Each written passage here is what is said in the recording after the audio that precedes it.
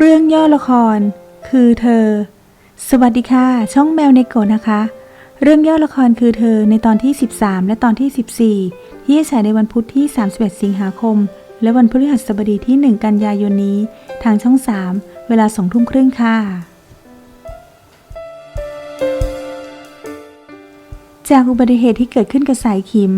ทำให้ก้าวกล้าต้องตัดสินใจทำในสิ่งที่เจ็บปวดที่เขาต้องเลือกเพราะก้าวกล้าคิดว่าแคลร์ไม่ผิดที่ตัวของเขาเองที่เขาโกหกแคลร์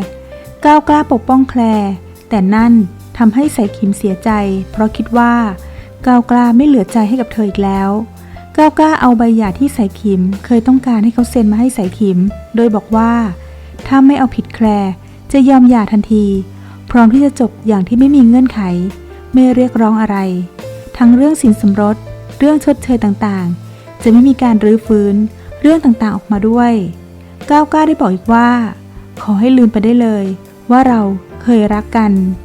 ขอให้แค่สายขิมปล่อยแคลร์ไปก้าวกล้าพูดออกมาทั้งที่รู้ว่ามันเจ็บปวดเจ็บมากเพราะตลอดที่ผ่านมาทั้ง7 ปีนั้นทะเบียนสมรสที่ก้าวกล้าเก็บไว้ก้าวกล้ารู้ว่าเป็นเพียงสิ่งเดียวที่เขายังเก็บความทรงจำที่ดีๆระหว่างเขากับสายขิมอยู่แต่ในวันนี้สุดทางที่เขาจะยื้อเอาไว้เพราะถ้าทรงศีลเอาคืนก้าวกล้าเหตุผลเรื่องชู้สาว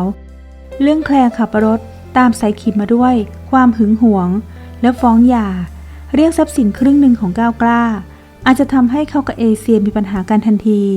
โอกาสที่เขาจะเอาคืนเอเชียก็ยากขึ้นต่อมาทางบริษัทประกันภัยรถยนต์เข้ามาตรวจสอบสภาพรถของสายขิมที่เกิดอุบัติเหตุว่ามีเงื่อนงำที่ผิดปกติทำให้กลอยใจนำหลักฐานของบริษัทประกันมาให้ก้าวกล้าและเข้มดูที่อู่รถกลอยใจบอกว่าสรุปอุบัติเหตุในวันนั้นว่าเจอรอยรั่วในท่อไอเสียของรถทำให้ควันของรถย้อนกลับมาในตัวรถได้เข้มและก้าวกล้าสงสัยเข้มถามว่าแล้วมันเกี่ยวอะไรกับรถชนด้วยล่ะทำให้กลอยใจอธิบายต่อไปอีกว่ามันเกี่ยวที่ว่าพี่ขิมมีค่าคาร์บอนไดออกไซด์ในเลือดสูงมากตอนที่ถูกส่งไปที่โรงพยาบาลก้าวกล้าหยุดคิดนี่กลอยจะบอกว่ามันไม่ใช่แค่รถชนธรรมดาอย่างนั้นหรอ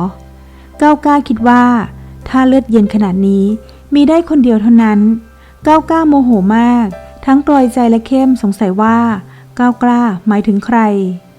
จากนั้นก้าวกล้าก็รีบไปหาเอเชียที่บ้านทันทีซึ่งระหว่างนั้นเนทที่นอนป่วยอยู่ก็กำลังเกิดอาการช็อกก้าวกล้ารีบเข้าไปดูอาการของเนท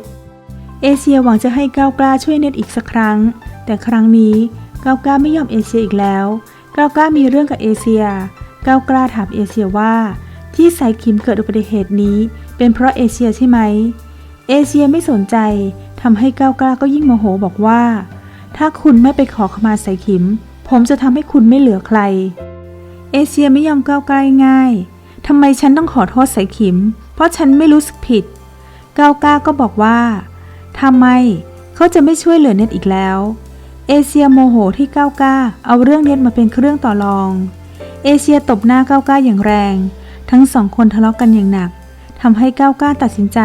เก็บกระเป๋าเดินทางไปภูเก็ตทันทีส่วนทางด้านสายขิมที่ยังคงพักรักษาตัวอยู่ที่โรงพยาบาลได้เห็นคลิปที่ทางตำรวจเก็บหลักฐานส่งมาให้ดูภาพที่สายขิมเห็นนั้นเป็นภาพที่ก้าวกล้ากำลังช่วยชีวิตสายขิมเห็นภาพก้าวกล้าแล้วจึงได้รู้ว่าก้าวกล้าเป็นห่วงและยังรักเธอมากเหมือนเดิมไม่เปลี่ยนแปลงสายขิมบอกว่าก้าวกล้าเป็นคนช่วยชีวิตขิมเข้าใจผิดคิดว่าก้าวกล้าเกลียดขิมถึงกับร้องไห้ออกมาเพราะอยากจะไปหาก้าวกล้าอีกสักครั้งไม่อยากจะจากลากันด้วยใบหย่าสายขิมติดต่อก้าวกล้าไม่ได้เลยไปหาเอเชียเพื่อถามว่าตอนนี้ก้าวกล้าอยู่ที่ไหนทำให้สายขิมตามก้าวกล้าไปที่ภูเก็ตทันที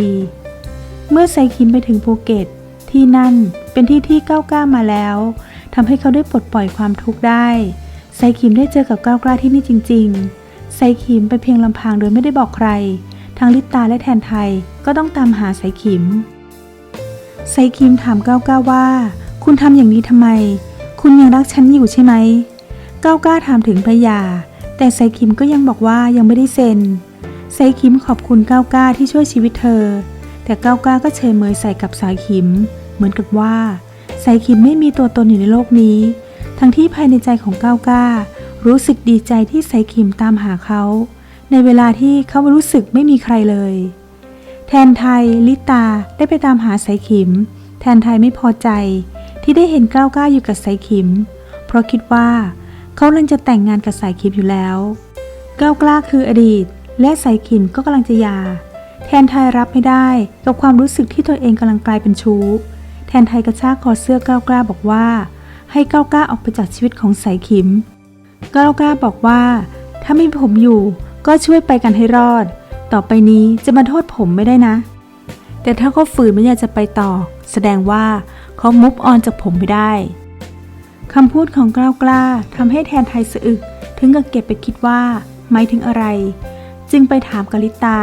ช่วยเล่าเรื่องของก้าวกล้ากับไซคิมให้ฟังแทนไทยสงสัยว่าทำไมทั้งสองคนยังไม่ยอมเลิกลากันง่ายๆทำไมคิมถึงสนใจคนแบบนี้ลิตาจึงตอบตรงๆไปว่า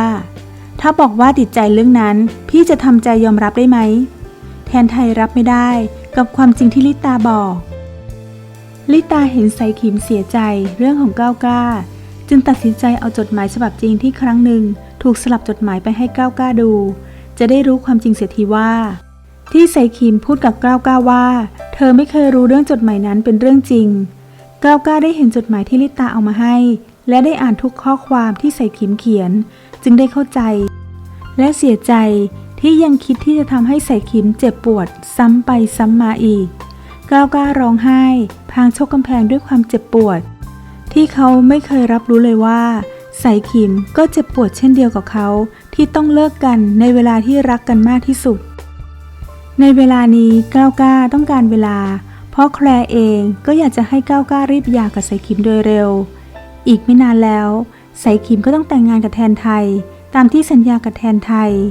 ไซคิมก็มีเวลาเหลือที่จะชดเชยให้กับก้าวกล้าไม่มากแล้วก้าวกล้าได้กลับไปบ้านบนดอยที่เขามีความสุขที่เขามีความหลังความทรงจำกับไซคิมเลิกพ่อของก้าวกล้าปลอบใจก้าวกล้าว่าสักวันก้าวกล้าจะตัดสินใจเลือกได้เองว่าควรจะเลือกใครซึ่งไซคิมก็ตัดสินใจแล้วว่าจะไปตามหาหัวใจดวงเดิมคืนไซคิมไม่สามารถไปต่อกับแทนไทยในเวลานี้ได้เพราะหัวใจของไซคิมไม่มีเวลาใดที่ไม่คิดถึงก้าวกล้าได้เลยไซคิมเดินเข้าไปหาก้าวกล้าที่ยืนรอไซคิมอยู่ด้วยรอยยิ้มก้าวกล้าเองก็รู้สึกได้ว่าเวลานี้หัวใจของเขาก็ move on จากไซคิมไม่ได้เช่นกัน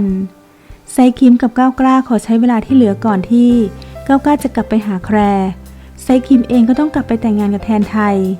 ในเวลานี้ขอชดเชยเวลาที่ห่างหายกันไป7 ปีก่อนทั้งสองคนปล่อยใจให้กับความรู้สึกอย่างที่โหยหากันมานานความสุขที่ได้อยู่ร่วมกันเพียงแค่ช่วงเวลาเดียวไซคิมนอนคุยกับก้าวกล้าท่ามกลางธรรมชาติที่อบล้อมอบอวลไปด้วยความรักที่ดูเหมือนจะมีความสุขแต่นั่นก็ยิ่งเพิ่มความเจ็บปวดเพราะยิ่งใกล้กันมากเท่าไหร่ก็ยิ่งเจ็บกันมากขึ้นเท่านั้นเมื่อคิดว่าอีกไม่นานแล้วจะต้องจากกันน้ำตาของก้าวกล้าได้ไหลออกมาพร้อมๆกับน้ำตาของไซคิมขอใช้เวลามอบความสุขให้กับก้าวกล้าอีกครั้งก้าวกล้าสัมผัสถึงไออุ่นของไซคิมแม้จะรู้ว่านิ้วนางข้างซ้ายของไซคิมยังคงมีแหวนมั่นที่แทนไทยมอบให้กับไซคิมแต่เวลานี้ขอกลับมาเริ่มต้นกันใหม่กับหัวใจดวงเดิมติดตามกันได้ละครเรื่องคือเธอ EP ที่13และ EP ที่14ที่ฉายในวันพุธที่31สิงหาคมและวันพฤหัสบดีที่1กันยายนนี้นะคะทางช่อง3เวลา 20:30 น.ขอบคุณนะคะจากช่องแมวเนโกะค่ะแล้วพบกันใหม่นะคะในคลิปวิดีโอหน้าค่ะ I've seen a lot of change, been through a lot of pain. Some things are not the same as they were a year ago, but all will be okay. I move on each and every day. The past is where it stays, way back a year ago. I've seen a lot of change, been through a lot of pain. Some things are not the same as they were a year ago, but all will be okay. I move on each and every day. The past is where it stays, way back a year ago. I've changed for the better this time.